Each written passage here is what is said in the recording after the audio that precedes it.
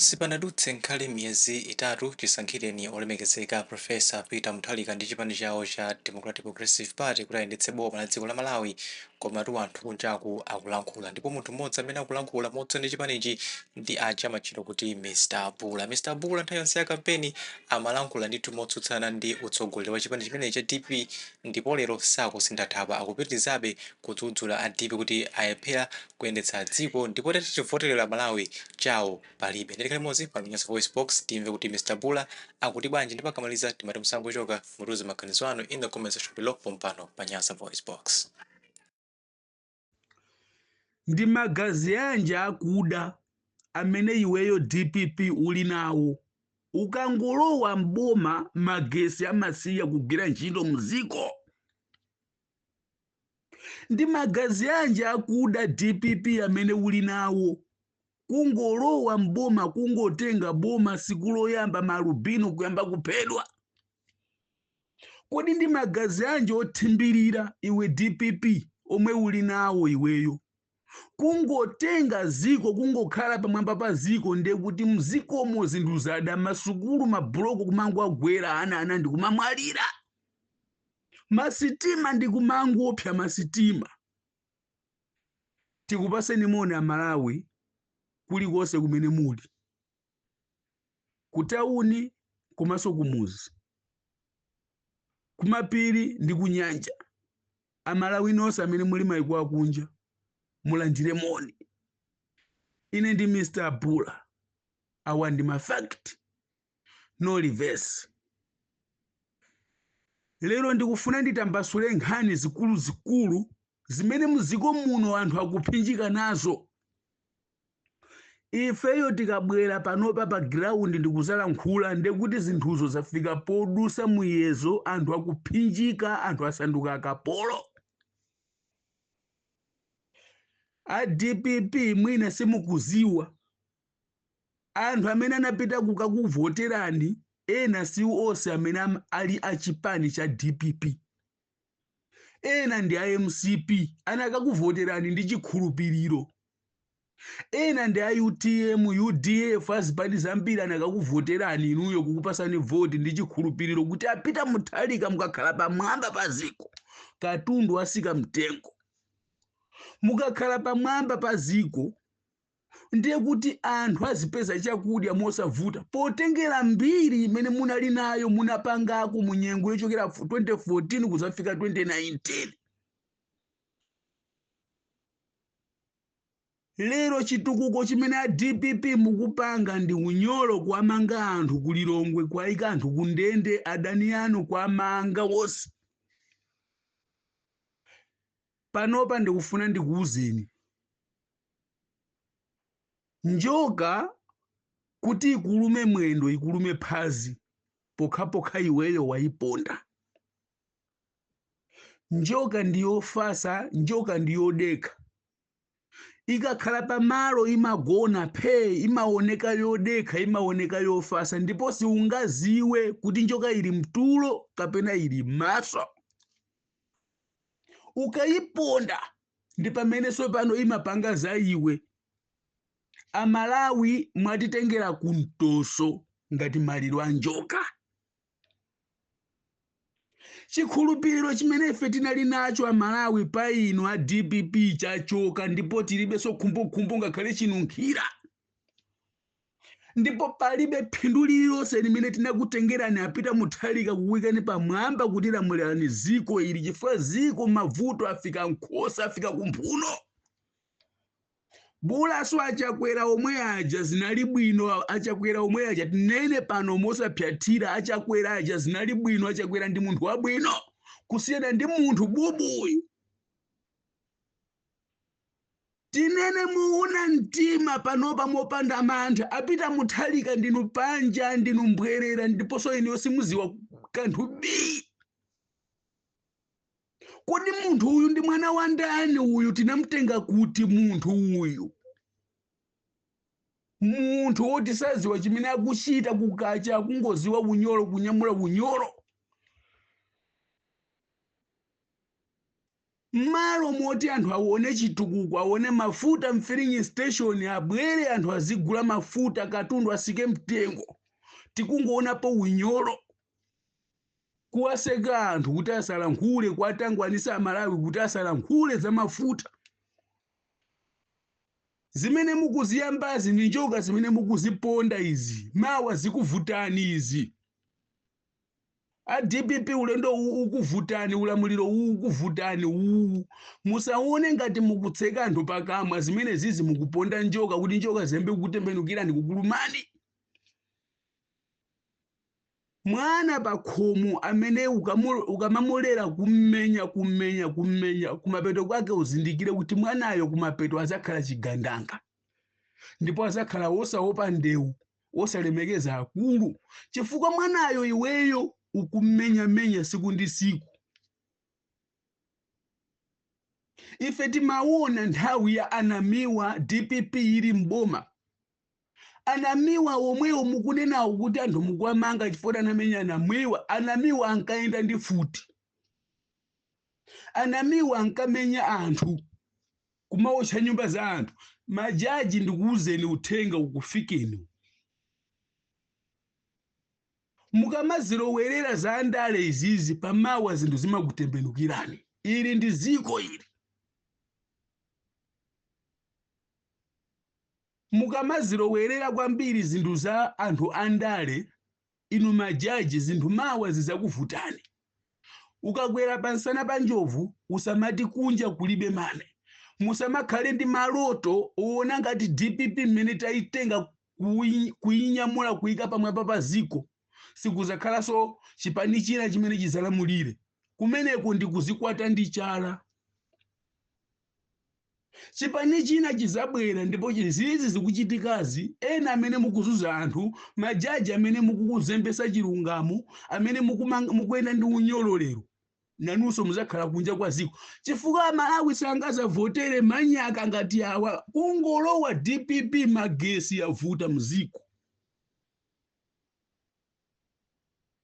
Kungolowa DPP pamwamba pa ziko ndoti magesi nyani wakweraso pamwamba pa polo akugwedeza polo pakana transformer kugwa pasi. DPP kungolowa pa udindo, malubino ayambakale kuphedwa. Siku lina ndikufuna ndibwere pano nditambasule bwino nkhani ya malubino iyi.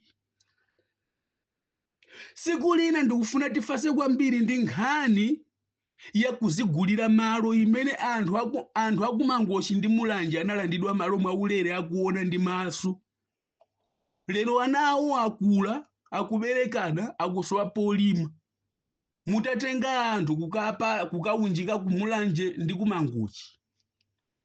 Siku lina tikufuna tambasule mozama kwambiri kuti kodi DPP ndi chiyani chimene iwo amayendesera ziko. Kodi DPP kuti izipha malubino chifukwa chake ndi chiyani. Tizayitambasule nkhani imeneyi kuti anthu aseguke m'maso kuti aziwe kuti nkhondo yopha malubino ndi yayikulu. Ilipo ndipo ipitirira ndipo anthu aphedwabe. Chifukwa ndi njira imodzi imene iwowo amayendesera ziko. Tinali ndi chikhulupiriro ngakhale munthu wakumuzi anali ndi chikhulupiriro kuti apita muthalika akabwera pamwamba pa ziko. Ziko lino lisintha. Katundu asika mtengo. Chilowereni apita muthalika ndi DPP pamwamba pa ziko, katundu wakwera mtengo 10 times. Chongolowa kungopita pamwamba pa ziko kukalamulira ziko. Mafuta kusowa kuumiratu mziko. Ziko limene munkalifuna ndi lomweli.